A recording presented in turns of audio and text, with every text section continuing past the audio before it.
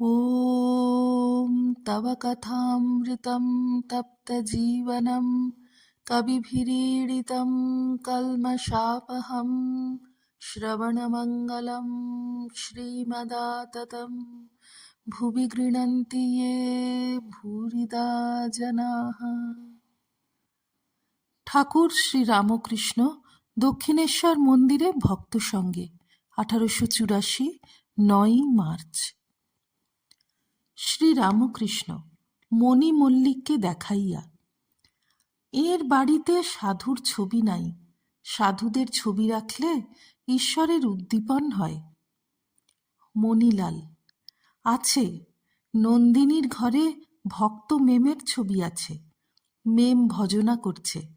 আর একখানা ছবি আছে, বিশ্বাস পাহাড় ধরে একজন আছে, নিচে অতল স্পর্শ সমুদ্র, বিশ্বাস ছেড়ে দিলে একেবারে অতল জলে পড়ে যাবে। আরেকটি ছবি আছে, কয়টি বালিকা বর আসবে বলে প্রদীপে তেল ভরে জেগে বসে আছে। যে ঘুমিয়ে পড়েছে সে দেখতে পাবে না, ঈশ্বরকে বর বলে বর্ণনা করেছে। শ্রী রামকৃষ্ণ সহাস্যে, এটি বেশ।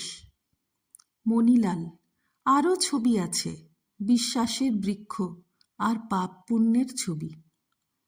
শ্রী রামকৃষ্ণ ভবনাথের প্রতি, বেশ সব ছবি, তুই দেখতে যাস। কিয়ৎক্ষণ পরে ঠাকুর বলিতেছেন, একবার ভাবি, তখন ওসব ভালো লাগে না। প্রথমে একবার পাপ পাপ করতে হয়, কিসে পাপ থেকে মুক্তি হয়। কিন্তু তাঁর কৃপায় একবার ভালোবাসা যদি আসে, একবার রাগ ভক্তি যদি আসে, তাহলে পাপ পুণ্য সব ভুল হয়ে যায়। তখন আইনের সঙ্গে শাস্ত্রের সঙ্গে তফাৎ হয়ে যায়। অনুতাপ করতে হবে, প্রায়শ্চিত্ত করতে হবে, এসব ভাবনা আর থাকে না। যেমন বাঁকা নদী দিয়ে অনেক কষ্টে এবং অনেকক্ষণ পরে গন্তব্যস্থানে যাচ্ছ, কিন্তু যদি বন্যে হয় তাহলে সোজা পথ দিয়ে অল্পক্ষণের মধ্যে গন্তব্যস্থানে পৌঁছানো যায়। তখন ড্যাঙাতেই 1 মাস জল। প্রথম অবস্থায় অনেক ঘুরতে হয়, অনেক কষ্ট করতে হয়। রাগ ভক্তি এলে খুব সোজা, যেমন মাঠের উপর ধান কাটার পর যেদিক দিয়ে যাও, আগে আলের উপর দিয়ে ঘুরে ঘুরে যেতে হতো, এখন যেদিক দিয়ে যাও। যদি কিছু কিছু খড় থাকে, জুতা পায়ে দিয়ে চলে গেলে আর কোনো কষ্ট নাই। বিবেক, বৈরাগ্য, গুরুবাক্যে বিশ্বাস এসব থাকলে আর কোনো কষ্ট নাই। মণিলাল শ্রী রামকৃষ্ণের প্রতি, আচ্ছা, ধ্যানের কি নিয়ম, কোথায় ধ্যান করতে হয়? শ্রী রামকৃষ্ণ, হৃদয় ডঙ্কাপেটা জায়গা, হৃদয়ে ধ্যান হতে পারে অথবা সহস্রারে, এগুলি আইনের ধ্যান, শাস্ত্রে আছে। তবে তোমার যেখানে অভিরুচি ধ্যান করতে পারো। সব স্থানই তো ব্রহ্মময়, কোথায় তিনি নাই? যখন বলির কাছে 3 পায়ে নারায়ণ স্বর্গ মর্ত পাতাল ঢেকে ফেললেন, তখন কি কোনো স্থান বাকি ছিল? গঙ্গা তীরও যেমন পবিত্র, আবার যেখানে খারাপ মাটি আছে সেও তেমনি পবিত্র। আবার আছে এ সমস্ত তাঁরই বিরাট মূর্তি। নিরাকার ধ্যান ও সাকার ধ্যান। নিরাকার ধ্যান বড় কঠিন, সে ধ্যানে যা কিছু দেখছো শুনছো লীন হয়ে যাবে। কেবল স্বস্বরূপ চিন্তা, সেই স্বরূপ চিন্তা করে শিব নাচেন, আমি কি আমি কি এই বলে নাচেন। একে বলে শিবযোগ। ধ্যানের সময় কপালে দৃষ্টি রাখতে হয়, নেতি নেতি করে জগৎ ছেড়ে স্বস্বরূপ চিন্তা। আর এক আছে বিষ্ণুযোগ, নাসাগ্রে দৃষ্টি, অর্ধেক জগতে অর্ধেক অন্তরে। সাকার ধ্যানে এইরূপ হয়। শিব কখনো কখনো সাকার চিন্তা করে নাচেন, রাম রাম বলে নাচেন। মণি মল্লিক পুরাতন ব্রহ্মজ্ঞানী। ভবনাথ রাখাল মাস্টার মাঝে মাঝে ব্রাহ্ম সমাজে যাইতেন। শ্রীরামকৃষ্ণ ওঙ্কারের ব্যাখ্যা ও ঠিক ব্রহ্মজ্ঞান ব্রহ্মদর্শনের পর অবস্থা বর্ণনা করিতেছেন। শ্রীরামকৃষ্ণ ভক্তদের প্রতি, শব্দ ব্রহ্ম, ঋষি মুনিরা ওই শব্দ লাভের জন্য তপস্যা করতেন। সিদ্ধ হলে শুনতে পায় নাভি থেকে ওই শব্দ আপনি উঠছে, অনাহত শব্দ। একমতে শুধু শব্দ শুনলে কি হবে? দূর থেকে শব্দকল্লোল শোনা যায়, সেই শব্দকল্লোল ধরে গেলে সমুদ্রে পৌঁছানো যায়। যে কালে কল্লোল আছে সে কালে সমুদ্রও আছে। অনাহত ধ্বনি ধরে ধরে গেলে তার প্রতিপাদ্য ব্রহ্ম তার কাছে পৌঁছানো যায়। তাকেই পরমপদ বলেছে। আমি থাকতে ওরূপ দর্শন হয় না। যেখানে আমিও নাই, তুমিও নাই, একও নাই, অনেকও নাই, সেইখানেই এই দর্শন। মনে করো সূর্য আর 10টি জলপূর্ণ ঘট রয়েছে। প্রত্যেক ঘটে সূর্যের প্রতিবিম্ব দেখা যাচ্ছে।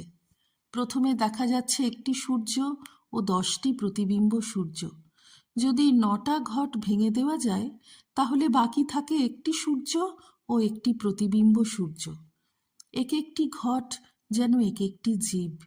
প্রতিবিম্ব সূর্য ধরে ধরে সত্য সূর্যের কাছে যাওয়া যায়। জীবাত্মা থেকে পরমাত্মায় পৌঁছানো যায়। জীব যদি সাধন ভজন করে তাহলে পরমাত্মা দর্শন করতে পারে। শেষের ঘরটি ভেঙে দিলে কি আছে মুখে বলা যায় না। জীব প্রথমে অজ্ঞান হয়ে থাকে, ঈশ্বর বোধ নাই, নানা জিনিস বোধ, অনেক জিনিস বোধ। যখন জ্ঞান হয় তখন তার বোধ হয় যে ঈশ্বর সর্বভূতে আছেন। যেমন পায়ে কাঁটা ফুটেছে, আরেকটি কাঁটা জোগাড় করে এনে ওই কাঁটাটি তোলা, অর্থাৎ জ্ঞান কাঁটা দ্বারা অজ্ঞান কাঁটা তুলে ফেলা।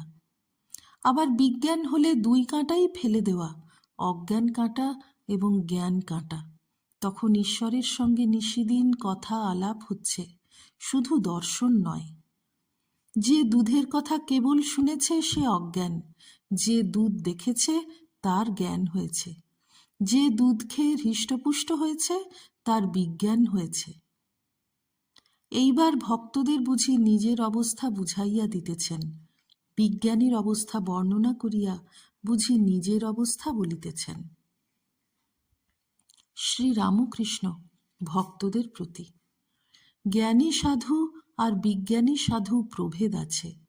জ্ঞানী সাধুর বসবার ভঙ্গি আলাদা, গোপে চাড়া দিয়ে বসে। কেউ এলে বলে, কেমন বাবু, তোমার কিছু জিজ্ঞাসা আছে? যে ঈশ্বরকে সর্বদা দর্শন করছে, তার সঙ্গে কথা হচ্ছে, তার স্বভাব আলাদা। কখনো জড়বৎ, কখনো পিশাচবৎ, কখনো বালকবৎ, কখনো উন্মাদবৎ। কখনো সমাধিস্থ হয়ে বাহ্যশূন্য হয়, জড়বৎ হয়ে যায়। ব্রহ্মময় দেখে, তাই পিশাচবৎ। সূচি অসুচি বোধ থাকে না। হয়তো বাহ্যে করতে করতে কুল খাচ্ছে, বালকের মতো।